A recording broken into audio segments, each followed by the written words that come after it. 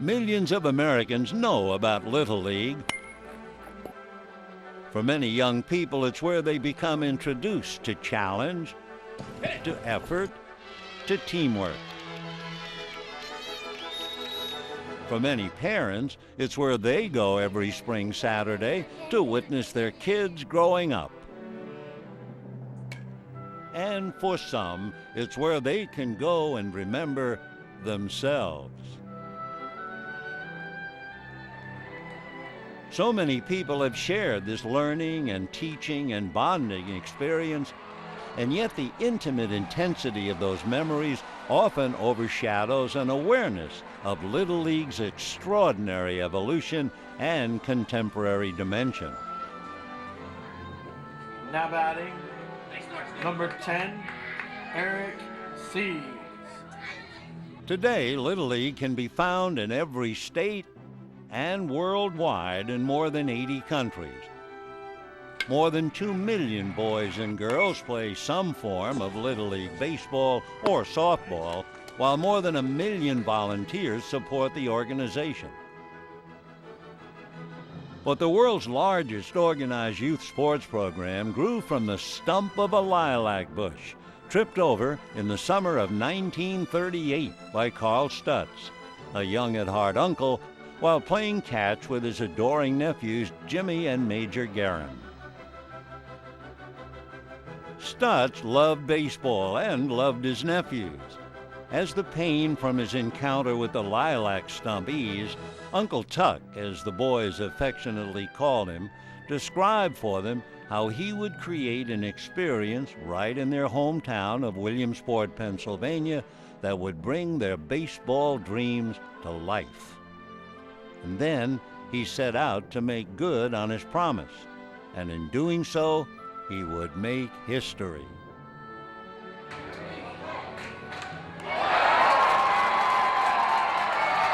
Even at that young age, we was well aware that our uncle was a special person and that we were fortunate to be in his company. We knew from the beginning that we were so lucky because we were his constant companions. They'd always come over and, Uncle Tuck, will you play, catch with us? And then we'd go into the backyard of our duplex and he'd play with them. Carl Stotz was a very quiet-spoken individual. He was very sincere, in my estimation, in wanting to develop a sport, a baseball league, for kids to play that weren't big enough to play on a regular-sized diamond. Existing ball fields in the 1930s were in almost continuous use by amateur leagues during baseball season, and even if younger boys could commandeer these playing diamonds, their small stature was disproportionate to the size of the fields upon which their older brothers, fathers, and uncles played. Remembering that same frustration as a child, Carl took his nephews and some of their friends to a nearby park, and late in the summer of 1938, they began experimenting with field dimensions. He used crumpled newspapers and laid them at different distances, and he had the kids run those bases. He timed them with a stopwatch. He wanted to have the batter have a chance to reach first base, but the fielder to have a chance to throw the batter out, but none of it to be particularly overwhelming. He determined that 60 feet was a good distance for boys 11 and 12 years old, and it hasn't changed. It's still 60 feet. Stutz also decided to set the distance from the mound to home plate at 38 feet and make home plate 14 inches wide instead of the 17-inch width used in the big leagues. Now he needed to find a field where he could incorporate these dimensions. It wasn't much. It was just a bunch of dirt, basically. It was like a big sand diamond. It was sloped downhill. In right field in this sand was these sand hornets. So if you'd see the right fielder out there jumping up and down with his feet, the hornets were after him. Dizzy Dean is warming up for the Cubs, and Lefty Gomez, a left-hander, is warming up for the team known as the Yankees, the Bone Crushers from New York. Summer surrendered to fall, and while Carl Stutz listened to the radio broadcasts of his favorite team, the New York Yankees, winning their third consecutive World Series, he considered the other promises he made to his nephews just a few months earlier. They asked if they would have uniforms, and that's what he promised them. They would have uniforms. Oh yes, we had uniforms. I had my uniform on before noon, and the game wasn't until 5 or 6 o'clock at night. I was just ready to go. They weren't large, small, and they were one size. We got the uniforms. They were wool and they were warm. They were really warm. We were the only guys that had uniforms around. They asked if they would have bats they could really swing. In those days, there were no bats that fit a children's size. There were no gloves that fit a child's hand. They asked if they would have a new ball for every game. Now, baseballs, it wasn't that solid. It didn't go very good. Then the cover would come off quick. And then, of course, that was one of Tuck's selling points. He says, I'll get a new ball for you every game. He experimented with balls, but he decided to keep it the same size as the Major League ball.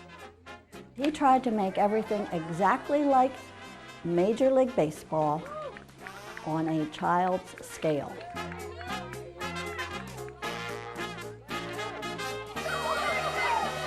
While the scale of Carl's vision may have been child size, the size of the personal commitment necessary to produce his vision was far larger. Enter his wife. My Aunt Grace, she was involved in Little League Baseball from the get-go. We loved her the same way we did as Uncle Tuck. She acted as my father's secretary. She painted fences. She took care of the kids.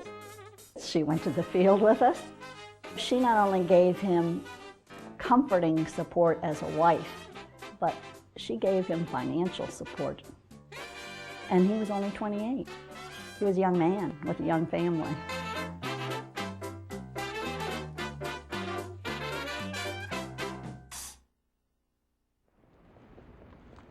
It also became clear very early on that Carl would need more financial support.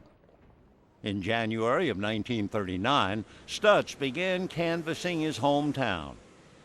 To anyone who'd listen, he described a 3-team league that would play an 18-game season divided into 2 halves. The winner of the first half of the season would play the second half's winner for the championship. Teams would have about 10 players, and everyone played.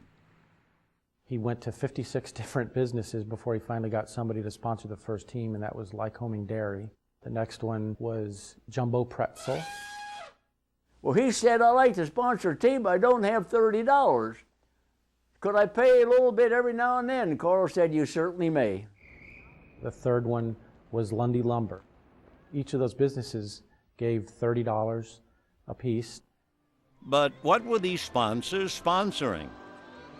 There was a field without a fence. There were teams and players and uniforms and equipment. Local sports writers preparing to cover the inaugural game asked Carl, what's the league's name? Initially, they thought Junior League was a good idea, but there was already an organization for women voters called the Junior League. Carl also considered Little Boys League, but the sports writers agreed that Stutz's other idea sounded the best. Only one more question remained unanswered before the first game on June the 6th, 1939. Would anyone ever come to watch us play?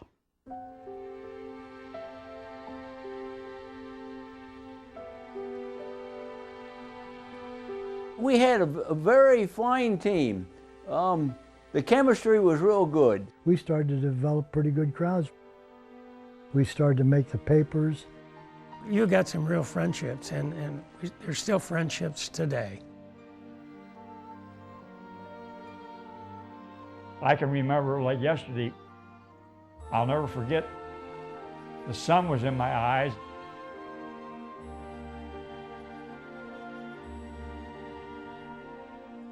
And so, along the banks of the West Branch of the Susquehanna River, a dream of one man and two boys came true. Dreams at this time were in short supply, both in Williamsport and across America. The Great Depression lingered, and war would follow. America's entry into World War II might have affected Little League more than it did if Carl Stutz had entered the Navy. However, just before he was to leave for the service, he was awarded an exemption because of his age. Carl was now 31, the father of two young daughters. He and his family and a small group of volunteers sustained Little League's momentum as best they could. In the fall of 1945, the Chicago Cubs won the National League pennant, and World War II was over. Many men had been away for several years serving in the armed forces. When they returned to their hometowns, Little League became a way for them to reconnect with the sons they left behind. Little League's geographic expansion was also energized by an expanding presence in the national press. In contrast, by the early 1950s, Major League Baseball consisted of 16 teams. But these ball clubs were located in only 11 cities. The only Major League Baseball team west of the Mississippi River was the Cardinals, and the city of St. Louis is located right on that river. So while claiming to be the national pastime, 1,500 miles west of St. Louis were not represented. And I would say that the spread of Little League, particularly in the early 50s, of all across America, preceded the spread of Major League Baseball. There was nothing like that for children of that age, so it really did become a novelty. You couldn't walk into a store and buy a replica Yankees shirt or a baseball uniform of any kind. In the Little Leagues back in the 1950s, 60s, and even into the 70s, that uniform was a prized possession. It really meant something to be on a Little League team. In 1947, Little League turned 9 years old and held its first national tournament in Williamsport. 12 teams participated, 11 from Pennsylvania and 1 from New Jersey. By the time it turned 13, Little League could be found in every state in the Union. The expansion of the program internationally began in 1950, when Carl Stutz granted charters to teams from Canada and Panama. In the early 1950s, he traveled all around the world, kind of like a Johnny Appleseed of baseball, sowing these seeds of Little League in countries all around the world. What's it matter whether they're American kids or kids from Canada or from Panama or any other place in the world? If kids in the United States can benefit from this activity, why shouldn't kids around the world be able to benefit from it?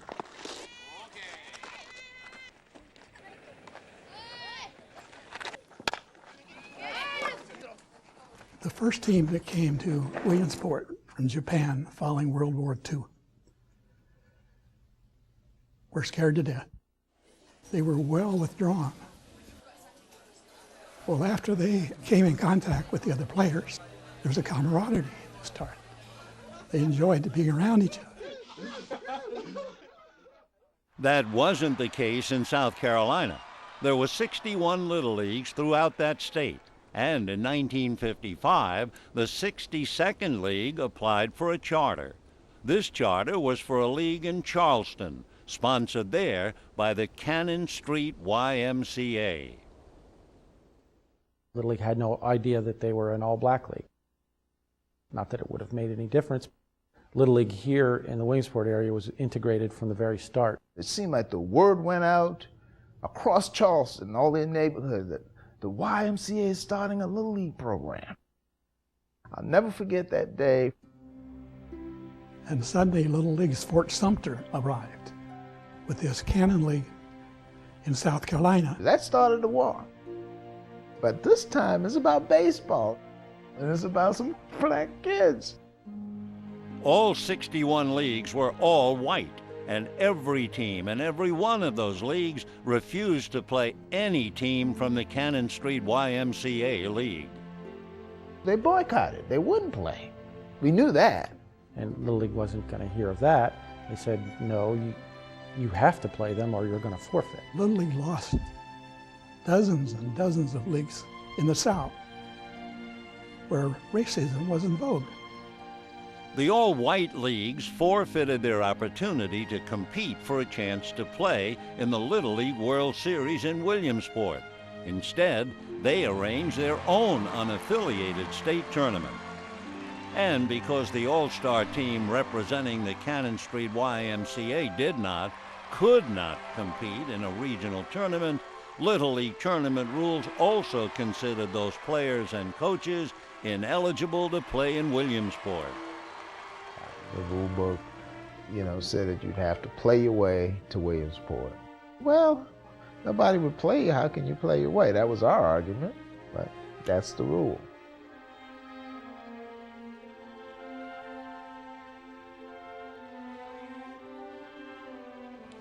The players couldn't compete, but they were allowed to warm up before the fans. What made it even worse is when we saw that ball field. We had never seen anything so well kept. We played on crabgrass and rocks, and we were like, God, look at this. We took the field and we went through the routine, and then fans started. Chant, they started. Let them play. Let them play. It was a protest. And so they knew that story. We went to our seats and we watched painfully. They had to sit in the stands and watch the games, which had to be just very difficult to take for 11 and 12-year-olds to understand why something as simple as baseball wasn't being afforded to them just because some adults in their own community didn't want whites and blacks mixing. And isn't that a sad thing to not get that opportunity? My God, what would have happened to all of us? You just don't know. This all-black team win the World Series, you think about that even as now, like, what if, what would have happened? Despite South Carolina's rejection of Little League Central authority during the 1955 season, Carl Stutz always meant for individual Little Leagues to administer themselves, operating with established rules and guidelines that would produce consistency regardless of where these leagues were established. But with close to 4,000 leagues and nearly 250,000 boys playing baseball in those leagues at this time, as well as expanding revenue opportunities and expanding revenue needs, Little League had reached an organizational crossroads. It incorporated, in part to legally protect the name that Carl Stutz deliberated over more than a decade earlier. A new board of directors was created, and eventually Little League's first and most important national sponsor, U.S. Rubber, was able to replace Stutz as league president with one of its executives, Peter McGovern. Carl remained Little League's commissioner, maintaining his personal touch in matters at the grassroots level of Little League's operation. But the corporation's strategic initiatives were now originated and administered by McGovern and the new board. Carl Stutz was the kind of person that before a World Series game, he would be out there himself raking the field. He was a very hands-on kind of person. Peter McGovern wasn't. Mr. Stutz started the program. Mr. McGovern gave it the administrative structure that it really needed to prosper. Bill Hammer looks at the third strike, and another Little League World Series is a game for the record books. We both had the same goals, to make Little League available to as many kids as possible, to teach them those values of teamwork and sportsmanship and fair play. Gone if some of them aren't from the Texas team. They just had very differing views of how to get there. Their ideology did not mesh. Dad saw for several years, the business direction he was not in sympathy with. Neither was my mother. His conscience would not allow him to go ahead with that. In late 1955, Stutz approached the board with a motion to return authority over the program to him. He didn't get a second. Lawsuits ensued.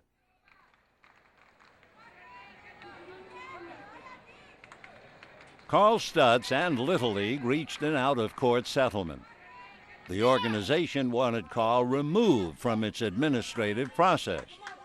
Stutz insisted that Little League and its World Series never leave Williamsport, that all lawsuits against his supporters be dropped, and that he be recognized as the sole founder of Little League.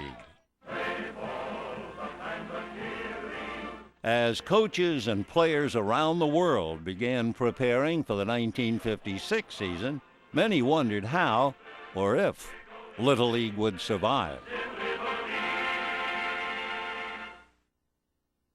In 1956, the first recorded death of a player in a Little League game occurred in Texas. Ironically, the previous year, Little League hired Dr. Creighton Hale to originate safety research protocols that would be employed to evaluate and improve the safety performance of a wide range of game components, and over time has contributed to creating the largest baseball injury database in the world.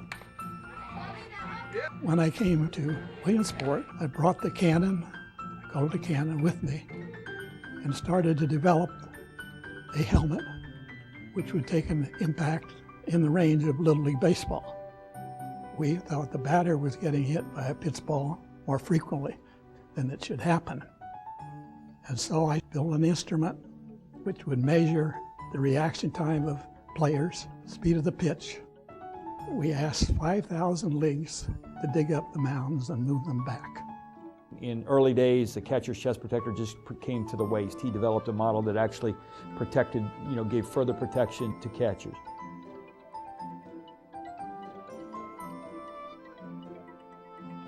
And we changed the head-first slide. You can't slide head first, except if you're going back to a base. The development of the aluminum bat. Dr. Hill was involved in that decision because wood bats were breaking and becoming projectiles onto the field. There were a number of escalating injuries as it related to the on-deck position.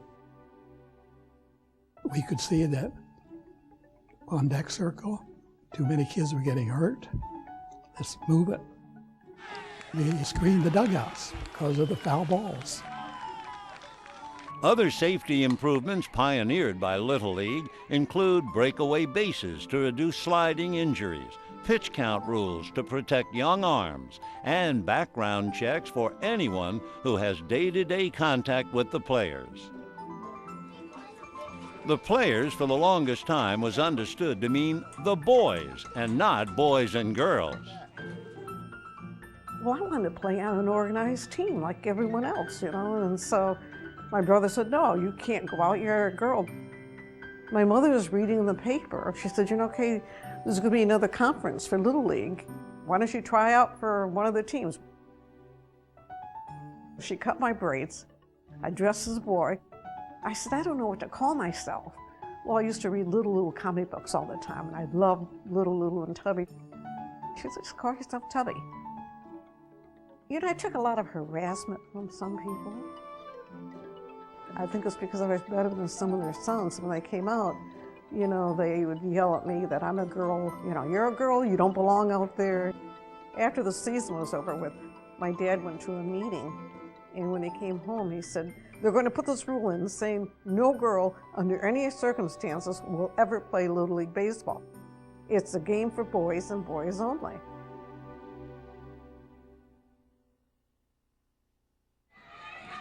That rule, the Tubby rule, clarified Little League's position in 1951 that girls were not eligible to play under any conditions.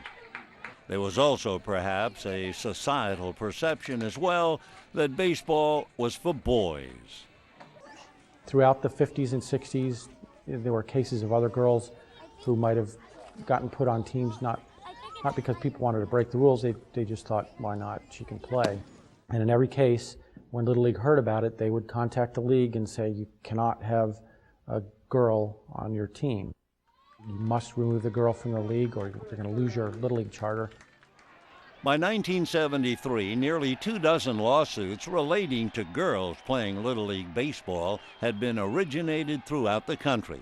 Little League actually won the majority of those to maintain domain over what some perceived as a new front in the battle of the sexes. But no one went unwounded. Little League had become embroiled in an enlarging public controversy. And as for those girls who took the field, at the first game, our team went out and we started playing. And I was booed so horribly. I was booed when I ran out on the field.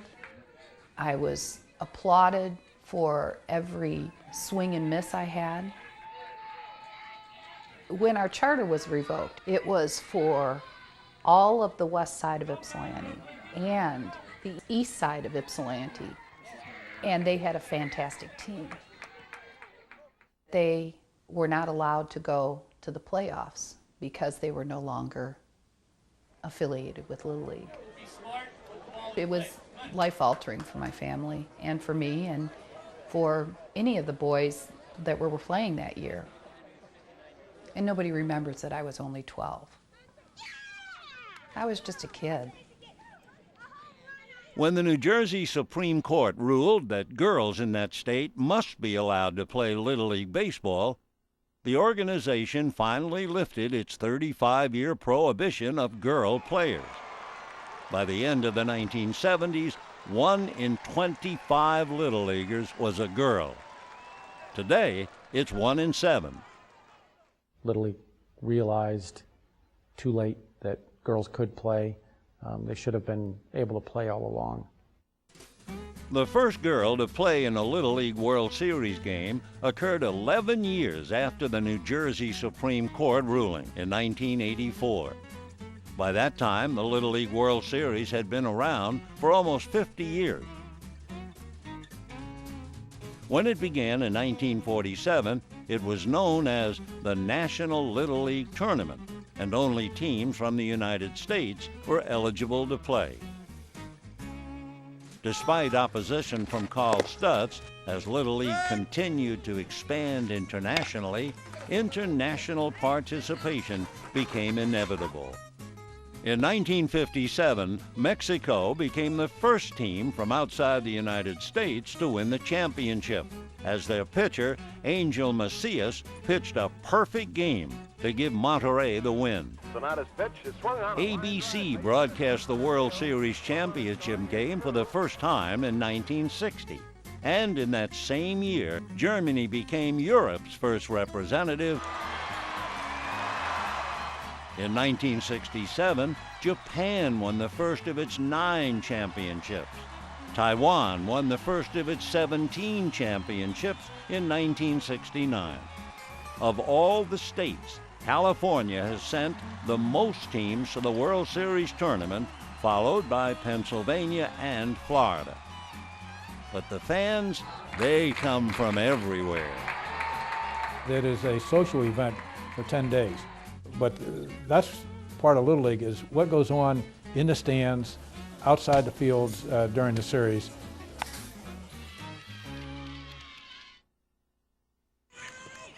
From its very first season until today, Little League has had its critics. Early on, there was genuine concern that placing children in such a competitive environment might harm them psychologically.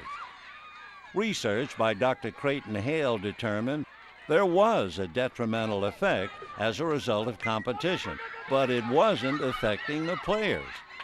Pulse rates and blood pressure measurements indicated it was actually the parents and not their children who exhibited negative effects from the competition.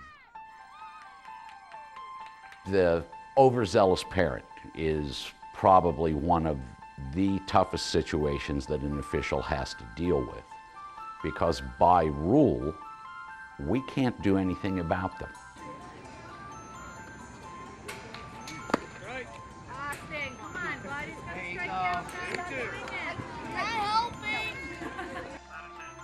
They're outside of the playing field, and our authority resides within the playing field. You have a lot of parents that help out and are always there to do everything, but then you always have the ones that are too competitive, or they don't feel their child is getting what they should be getting, or they're the best one out there. There's only so much, obviously, that we can do.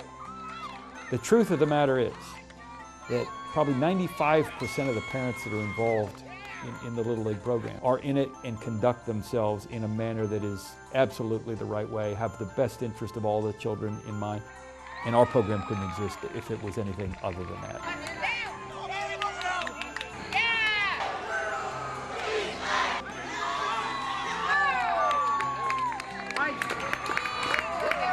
The Little League experience is defined not only by how parents conduct themselves, but also by how coaches respond to teachable moments. When I came off the field as a 12-year-old kid, it was a very defining moment. If coaches can look at that moment, I could have had this coach, and it was all about winning. My coach said, "It's okay. You did the best that you can do, and I'm very proud of you." Kids love to be instructed. They love to develop their skills. They love to be able to hit the ball 30 feet farther than they could yesterday. How are they going to do this? Just make a little alteration in your swing. Close up your stance a little bit. We're not going to swing at lousy pitches, right? Bring your hands up just a tad. They're very responsive to instruction. It is at this level of imparting skills and imparting confidence and courage and character, and then some measure of loyalty, that Little League is at its best. The best of the major leagues have been enshrined in the Baseball Hall of Fame in Cooperstown, New York. 16 inductees have played Little League baseball, and there are thousands of other players not as celebrated who also started their baseball careers on a Little League diamond, including a future President of the United States. And there have been some wonderful stories of people who have played Little League and gone on to great fame and success at the major league level. But that's not our goal. That's not our mission.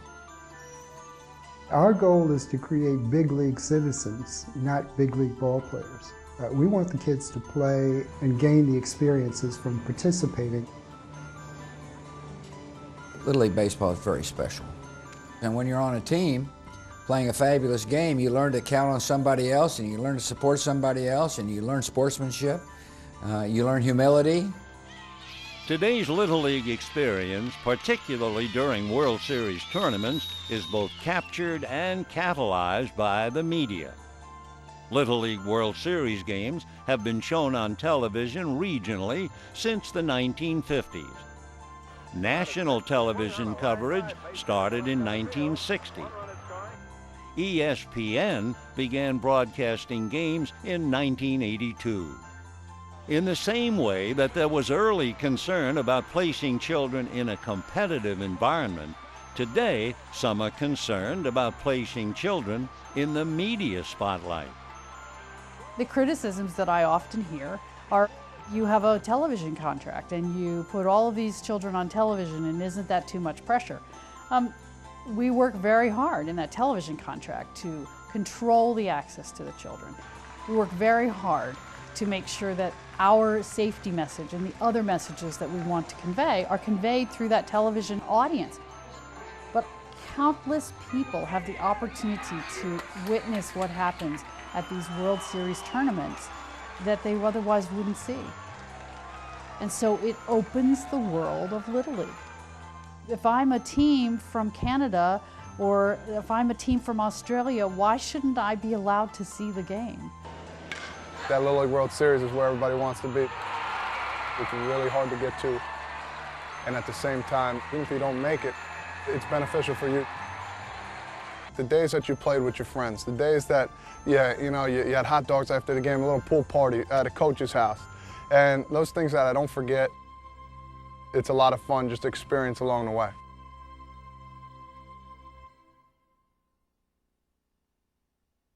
In 1939, a catcher's mask and 12 baseballs cost Carl Stutz $3.67 plus 82 cents postage. He purchased uniforms at $1.29 each, and that included the socks.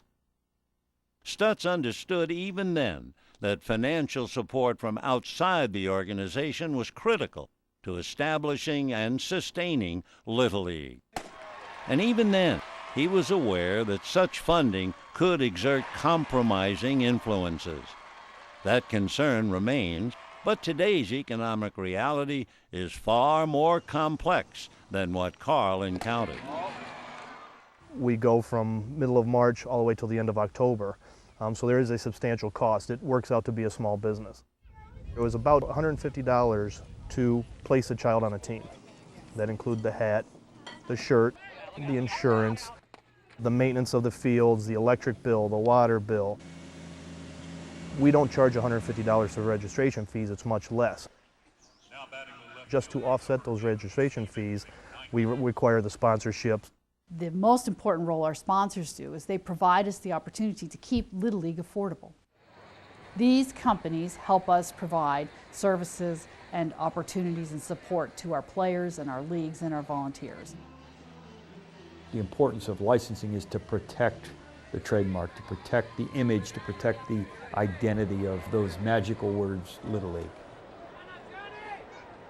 We do receive revenue from our licensing program. And that's everything from licensing baseballs to make sure that they meet the standards that we want them to be manufactured to other products that want to have an association with Little League Baseball and are appropriate for Little League Baseball. Overseeing what may or may not be appropriate for Little League is the United States Congress, which granted the organization a congressional charter in 1964, elevating Little League to the nonprofit status of such distinguished organizations as the American Red Cross, the Boy Scouts and the Girl Scouts, and the United States Olympic Committee. By the time Congress passed the Americans with Disabilities Act of 1990, Little League had already created a competition that embraced young people with physical and mental challenges, the Challenger Division.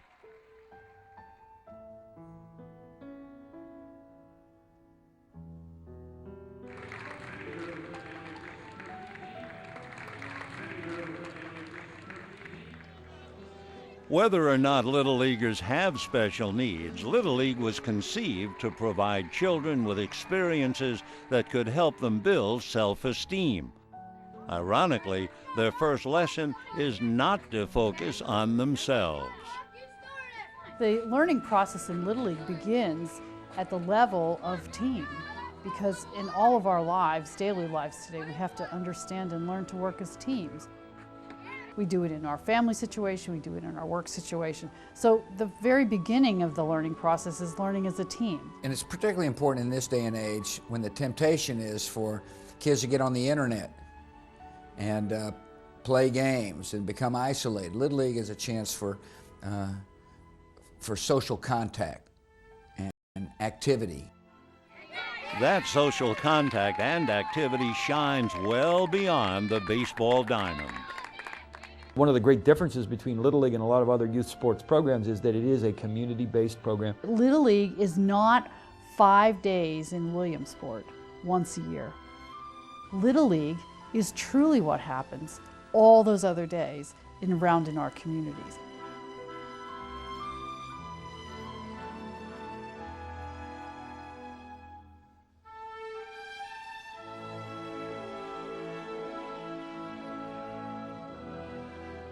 This field, it's been here for 60 years. Everybody's been at this ball field sometime in their life. Midland, Texas had an active Little League program, And a lot of my buddies played in it, and it was really the center of my life for spring and summer. It directly affects the children. It gives them that memory that they'll cherish for a lifetime. But in the bigger picture, you're building a community. In 2009, Yuma was trying to start Yuma Little League. 500 kids wanted to play Little League baseball. We had nowhere to put them. I was driving home one day and saw the field here at the Cushan Parks and Rec. I was aware of the Cushan tribe. The Cushan tribe offering their field up to Yuma Little League and Arizona District 9 is a dream. Some Little League fields are privately owned, but municipalities own most, when there's land available for a field. By the late 1980s, Little League found itself becoming shut out in urban areas. Through a collaboration initiated by city-dwelling parents, supported by organizations such as the Conrad N. Hilton Foundation, as well as by Major League Baseball executives such as former Los Angeles Dodger owner Peter O'Malley, the Little League Urban Initiative has today empowered 4,000 teams in almost 90 cities. When Iris and I founded Harlem Little League, we started like most other Little Leagues. We had a 7-year-old boy who wanted to play ball, and we went to sign him up for Little League in our neighborhood and discovered there wasn't one. We were 129 kids our first year. The next year we went to 350 because of those two fields. You look at the field, you look at what it does in that community. You guys are the best team I ever coached, okay? Great job! More and more fields, an opportunity for more and more youth to use the fields, to learn discipline, teamwork, all of the many things that Little League does so well. It is that beautiful internal light of the values of what Little League Baseball represents that brings everybody together. They learn things about life while they're playing that they don't even know they've learned. They don't realize that that's what you're trying to show them how to do, but I think, you know, down the road they'll look back at it and realize that was some of the best times that we've ever had.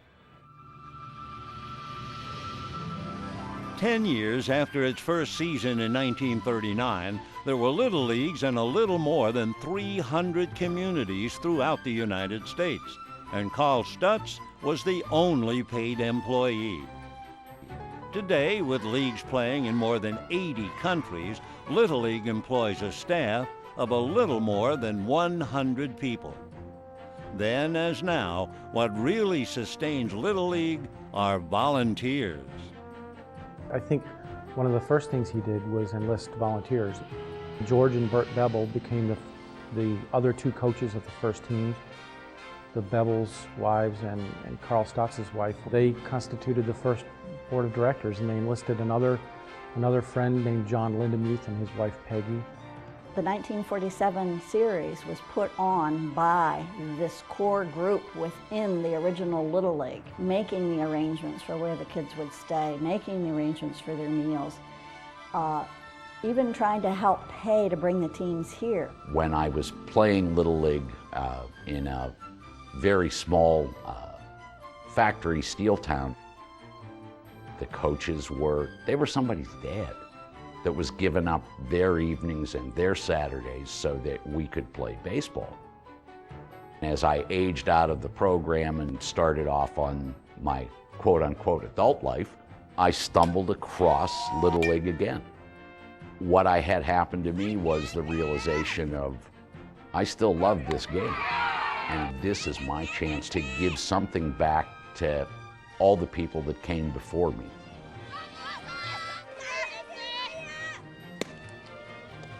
That's kind of, I guess, a corny answer, but I think that's really at the heart and soul of it. Not everybody will start a Little League, but a lot of people will join in once it's organized and just get involved, and they just want to help. They want to build something. The involvement of not just the children playing Little League baseball, but the rest of their family helping the program, that's one of the greatest things about Little League. I've talked to many Little League volunteers, and everyone, there's one consistent trait. They believe in the program. They believe that the hours they donate to a game is doing something worthwhile. And that gives any volunteer great satisfaction that they're making a contribution. The motivation to do it is because you care about your kids. The children make it what we have today. Little League baseball is really unique. You don't have to be very tall to play Little League. You don't have to be very heavy and well built.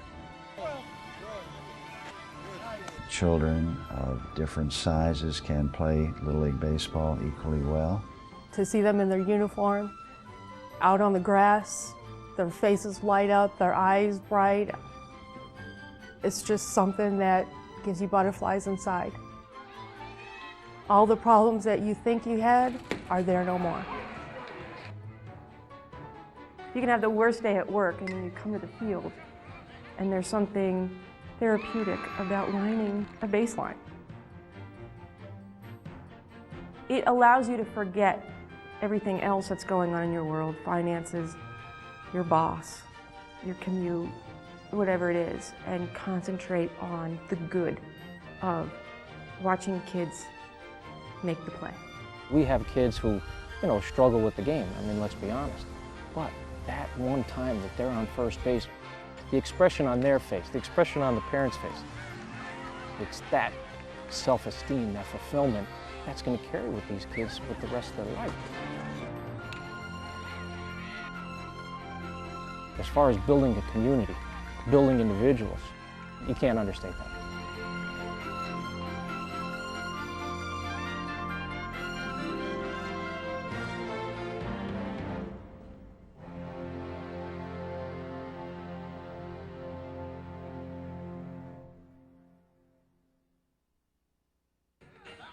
For the longest time, when a child turned 13 years old, they became ineligible to play Little League baseball. Today, a young person can play until they're 18, and then they'll go on and live their life and perhaps take with them some of the insights they acquired from their playing experiences. At the Little League Museum in South Williamsport, the Hall of Excellence celebrates former Little Leaguers who have gone on to make significant contributions in American society. It's a wide range of people who have gone on to really to greatness in many different ways that have come through the Little League program, and it's a chance for us to tell their stories and really for them to serve as inspirations for young people. Lessons of life. What you're going to need for the future, it's all there in Little League. It's the richness of those attributes that raise up the spirit of what it means to be a human. I honestly believe we're going to win that game. Even down 8 runs last inning. That's the faith I have in every one of you guys. That doesn't happen just because we believe it. It happens because we watched you guys grow over the last 6 weeks, and that's what this was about. We're blessed as a nation to have institutions like Little League Baseball that have helped children from all walks of life to become successful in life. Hey, head side, you're representing this, right? You're representing this. We break it down, make sure everybody knows where we're from. Head side, we walk off this field. Good job. Stand up. Everybody go. 1, 2, 3, stand up! In 1992, Carl Stutz passed away at age 82. 54 years after he stepped on that lilac stump in his backyard. Since that time, Little Leaguers around the globe have honored him through the courage, character, and loyalty they have displayed within their individual lives, while Little League itself resonates an essence of America. Bristol 1, St. Mary's 1. Carl Stutz was the right person, right place, right time. The kids worshipped him. They really did. You enjoyed playing in the league, and you knew you were lucky to be in the right place at the right time. I understand it had been recommended to him while a teenager that he should become a minister. And in effect, through Little League, his idea is now being ministered to children all over the world. When I went into the Army, he would write to me quite frequently. And he even bought a pen and pencil set and sent them to me to be sure that I would answer his letters. He was my very personal friend. He was my second father. Our embodiment and love of baseball sparked him to do what he had thought about years before. That bond lasted, and I was just excited when my uncle called me 50 years later and felt the same thing inside as when I was a little boy. It was a Williamsport boy who was 28, and he had the intelligence to put together a program that has withstood the test of time. Baseball as a whole runs deep through the American culture. Baseball for 150 years has been the national pastime. It is our most important game. It is the game that identifies us to ourselves as Americans. It's what connects you not only to your children and grandchildren, but to your parents and grandparents. And most entertainingly and most profoundly, it connects you within yourself to the person you once were.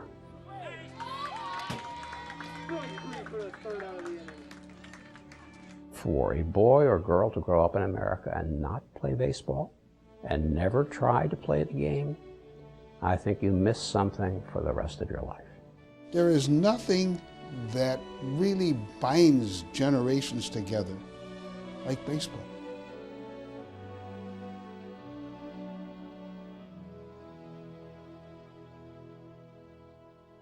Little League Baseball is such an intrinsic part of baseball. It introduces kids to baseball at a young age. It relates baseball to themselves. And they'd be able to share that with their family, and able to share that with their kids. There's nothing like it. Little League is an institution. It's a huge institution. It's an important institution. It's part of our culture. It's part of world culture. Everybody knows where the Little League field is. In the smaller towns, a lot of that's the summer entertainment. Little League, it's almost part of Americana, I would say. I don't think the use of the word Americana makes it cliche or old-fashioned, and if it does, so what? It's not old and it's not cliche, it's part of who we are. My father was at every game my brothers and I played, standing out beyond the outfield fence, just watching. And I know from having spoken with him, he was remembering his days.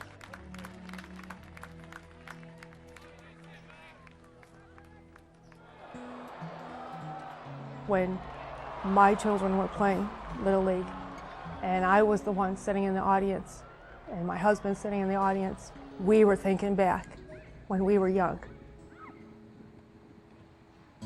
Now, my granddaughter wanted to try Little League, and it starts all over again. It is part of people's lives.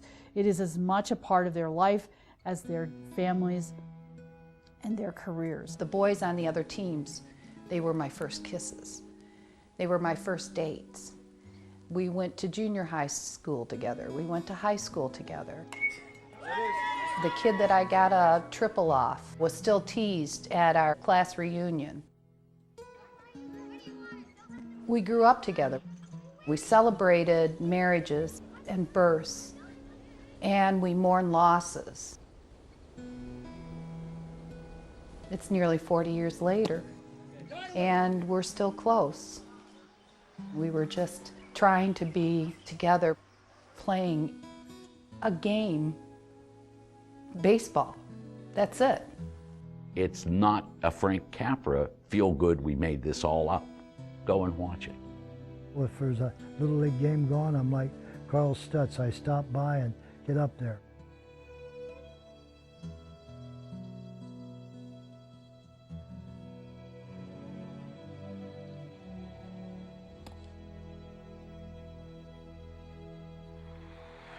And Everly tees off on it.